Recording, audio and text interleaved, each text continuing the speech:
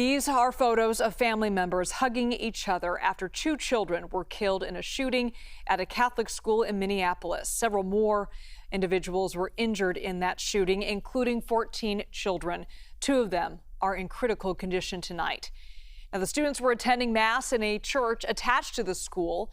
Minneapolis police say the shooter approached the church from the outside and fired a rifle through the church windows. The shooter, according to police, also fired a shotgun and a pistol. 2 children were killed as they sat in the pews. Another 17 others were injured. Now, the shooter took their own life in the back of that church. Right now, police believe they acted alone. The school's principal spoke out about the tragedy just hours ago. Listen. When we planned for this school year, we intentionally chose a theme from the prophet Jeremiah chapter 29, a future filled with hope. There's nothing about today that can fill us with hope. We, as a community, have a responsibility to make sure that no child, no parent, no teacher ever has to experience what we've experienced today, ever again. We have team coverage of this shooting with CBS News senior crime and public safety producer Anna Schecter and CBS News correspondent Lana. Lana, let's begin with you. You're alive in Minneapolis this evening. What have you learned?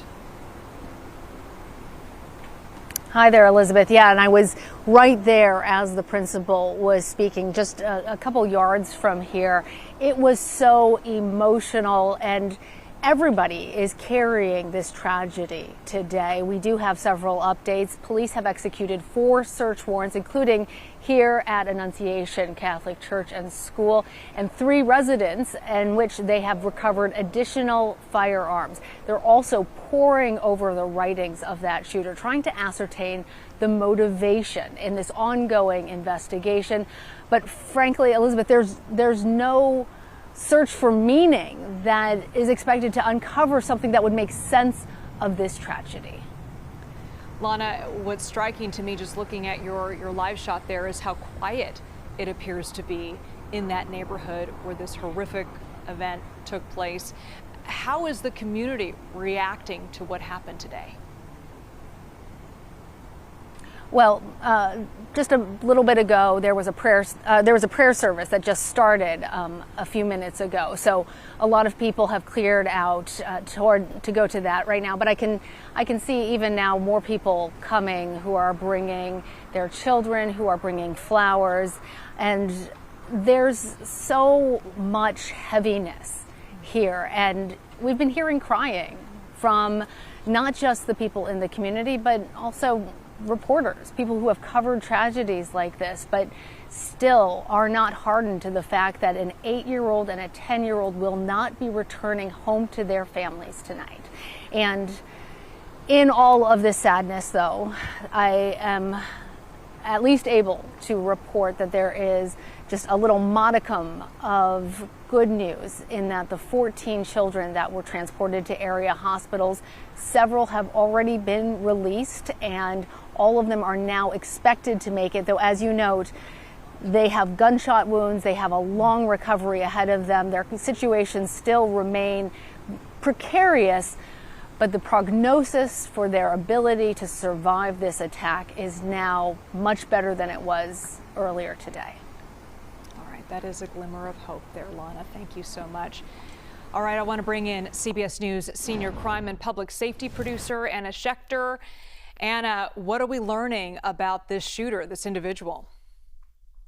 Well, we've actually learned a good amount over the last few hours because we know that the shooter attended this school, had some other family ties. The shooter's mother had worked at the school, CBS News can report.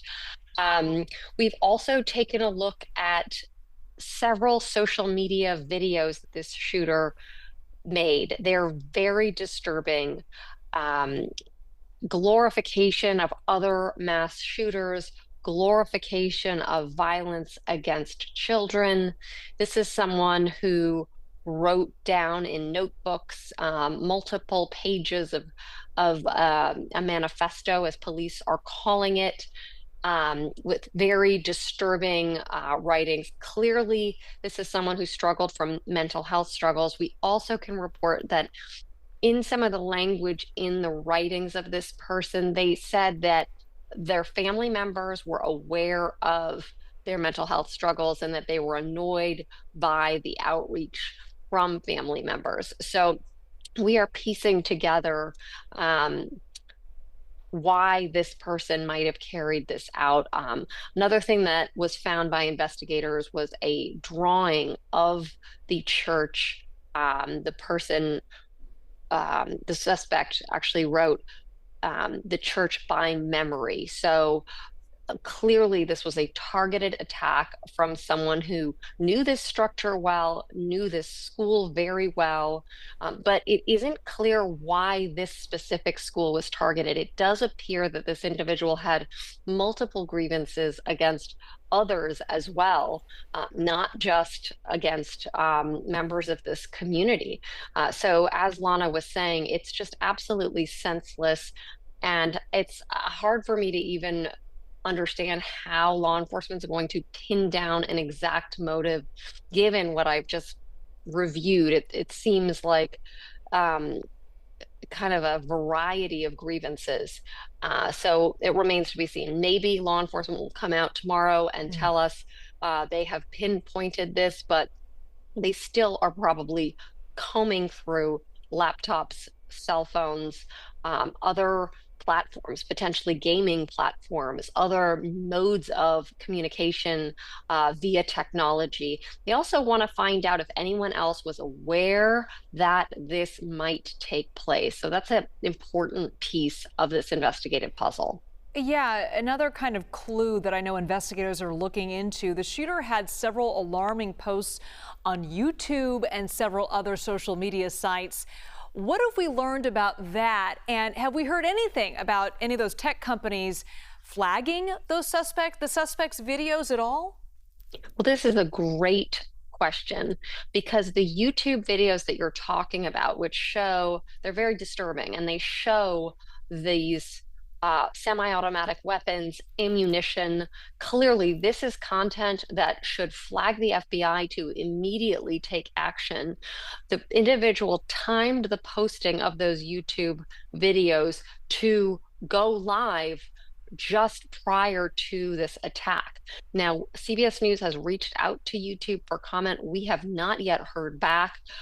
YouTube, unfortunately, notoriously has had issues curbing harmful content.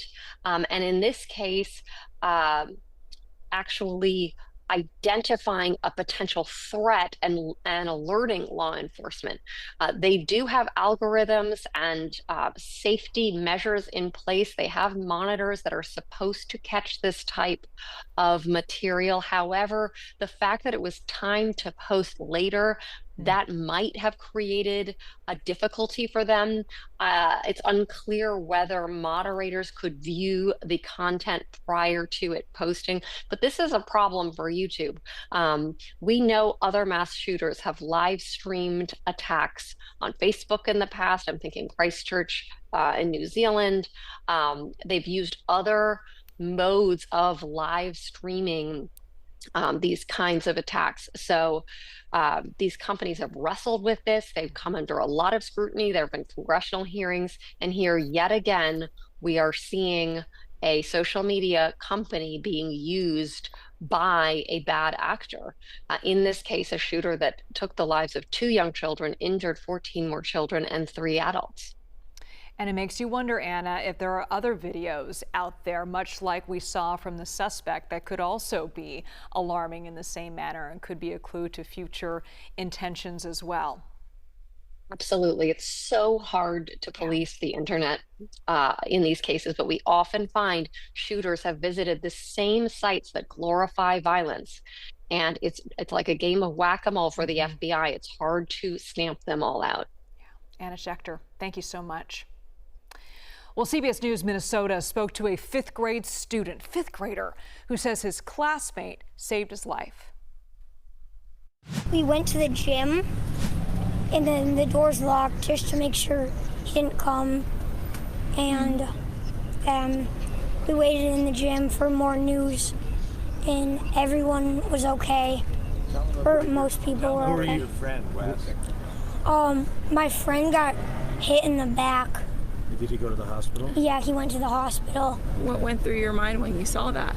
I was super scared for him, but I think now he's okay. Yeah. Yeah. Did you get reunited with your parents? Yeah, my mom was waiting outside of the church when it happened. Yeah. What was it like seeing her? I was super happy because, like, I was scared that I wasn't going to see her because I didn't know what was happening, really. I was just in shock. And was it behind you where it was happening or in front of you, just kind of? It was, like, right beside me. I was, like, 2 seats away from the stained glass windows. So they were, like, the shots were, like, right next to me. That's scary. Yeah. You went under the pew after that happened? Yeah. And then Is that what everyone tried to do? I think I got, like, gunpowder on my neck. Yeah. When you heard the shots, what went through your head? I was like, the first one, I was like, what is that? I thought it was just something. Then when I heard it again, I just ran under the pew. And then I covered my head. My friend Victor, like, saved me, though, because he laid on top of me, but he got hit. Your friend laid on top of you? Yeah, and he got hit. Is this something that you've practiced before? Yeah, we practice it, like, every month, or I don't know. But, yeah, we've never practiced it in the church, though. Only in school, so it was way different. This was just the first full week of school for these students, and they were literally in church praying when the shots rang out.